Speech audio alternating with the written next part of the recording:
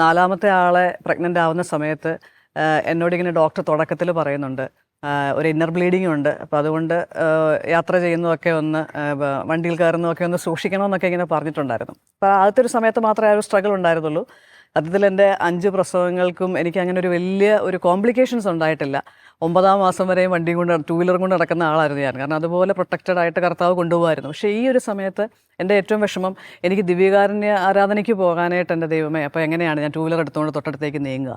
അപ്പോൾ നമ്മൾ താമസിക്കുന്ന തൊട്ടപ്പുറത്ത് തന്നെയായിരുന്നു ഞാൻ കൺസൾട്ട് ചെയ്യുന്ന ഡോക്ടർ. ലൂർദ് ഹോസ്പിറ്റലിലായിരുന്നു.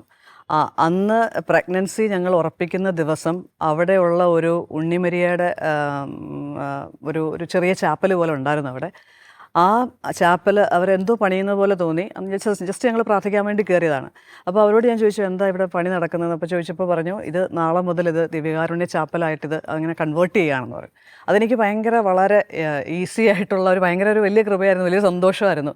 കാരണം പിന്നെ എനിക്ക് നടന്നു പോകാനുള്ള ദൂരമുള്ളൂ. അത്രയ്ക്ക് ഈ ഒരു കാര്യത്തിൽ കർത്താവ് എന്നെ ഇന്ന് വരെയും, ഇപ്പം പുറത്തിറങ്ങുക എന്ന് പറഞ്ഞാൽ അതിൻ്റെ അർത്ഥം ഒരു 5 മിനിറ്റ്സ് എങ്കിലും, ഒരു 10 നന്മ നിറഞ്ഞ് പറയുമ്പോൾ എങ്കിലും ചെല്ലുന്ന രീതിയിൽ എനിക്ക് ദിവ്യകാരുണ്യത്തിന് മുമ്പിൽ ഇരിക്കാൻ പറ്റുന്ന ഒരു സാഹചര്യം കർത്താവ് ഉണ്ടാക്കുന്നുണ്ടായിരുന്നു.